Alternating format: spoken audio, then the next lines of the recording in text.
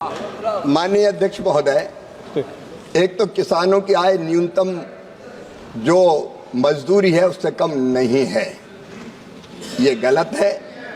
और किसानों की आय बढ़ाने के लिए मैं फिर माननीय सदस्य से निवेदन करना चाहता हूं। हमने अनेकों योजनाएं बनाई है माननीय अध्यक्ष महोदय। किसानों को हम अलग अलग योजनाओं का लाभ दे रहे हैं। जैसे मैं पहले निवेदन कर रहा था, सूक्ष्म सिंचाई योजना, मैकेनाइजेशन में सब्सिडी, कम ब्याज पर कर्जा, किसान क्रेडिट कार्ड के माध्यम से हम किसानों को केवल 4% जो हमारा ब्याज है उस पर हम कर्ज देने का काम कर रहे हैं। माननीय अध्यक्ष महोदय, एक नहीं ऐसी अनेकों योजनाएं हैं जिनके कारण किसानों की आय बढ़ाने का हम लोग काम निरंतर कर रहे हैं। माननीय अध्यक्ष महोदय, भारत सरकार राज्य सरकारों के सहयोग से ही अपनी योजनाओं को किसानों तक पहुंचाने का काम करती है।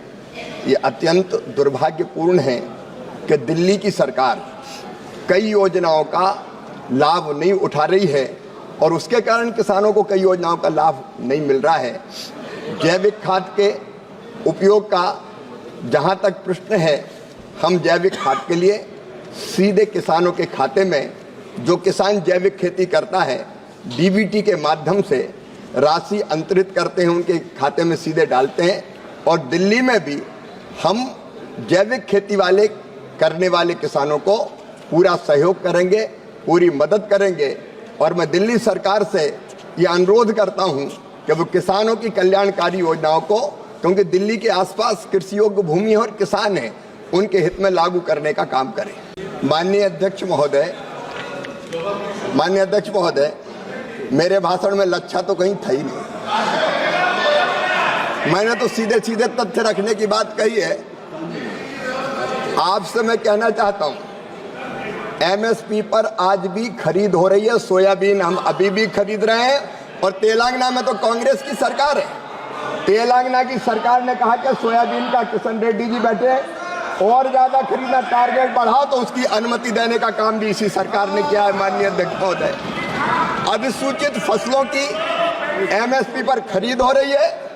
डीएपी लगातार आ रहा है। किसानों की आय बढ़ाने के निरंतर प्रयत्न किए जा रहे हैं।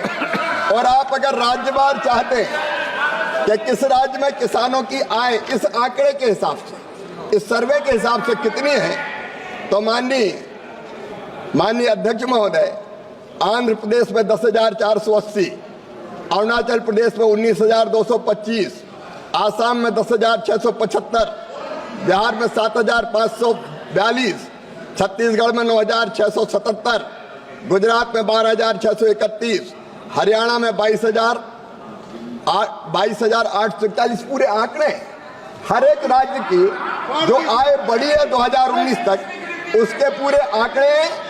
और 2019 के बाद और तेजी से ये आय बढ़ रही है। हम कोई कसर नहीं छोड़ेंगे।